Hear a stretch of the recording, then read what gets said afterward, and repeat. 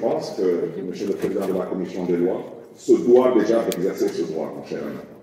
Vous devez exiger du gouvernement, pour le nom et le compte de l'Assemblée nationale, qu'on mette à votre disposition le décret signé du président Macky Sall et contresigné du Premier ministre Amadou Ba, qui, jusqu'à l'heure où nous parlons, est encore le Premier ministre du Sénégal.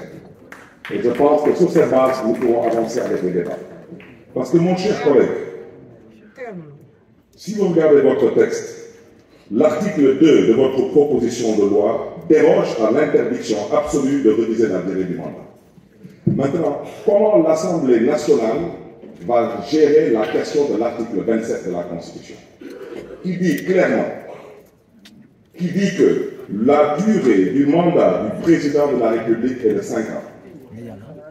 Nul ne peut exercer plus de 2 mandats consécutifs. Le 2 avril 2024, qu'est-ce que nous allons faire, nous? Il faut qu'on se pose la question. C'est la raison pour laquelle je considère, chers collègues, nous sommes tous des politiques, mais nous devons nous dire des vérités. Nous sommes tous issus de partis politiques. La majorité des partis politiques ici présents à l'Assemblée nationale ont répondu présent à l'appel au dialogue du président Macky Sall. Nous avons discuté. On ne s'est pas entendu sur tous les points. Mais sur les points sur lesquels on s'est entendu, qu'est-ce qu'on va faire de tout cela? Votez pour ou votez contre. Je suis désolé. Le 23 juin, c'était une histoire de l'Assemblée nationale pour certains politiques. La suite, on la connaît.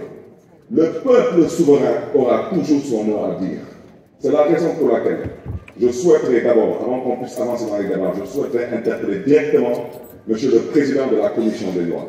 Je vous prie respectueusement, au nom et pour le compte de l'Assemblée nationale, de demander au gouvernement de mettre à votre disposition déjà le décret signé de la main du président Macky Sall et contresigné du Premier ministre M. Amadou Ba. Parce que, chers collègues, c'est trop facile de se mettre ici à vouloir défendre des intérêts personnels, partisans et planiques.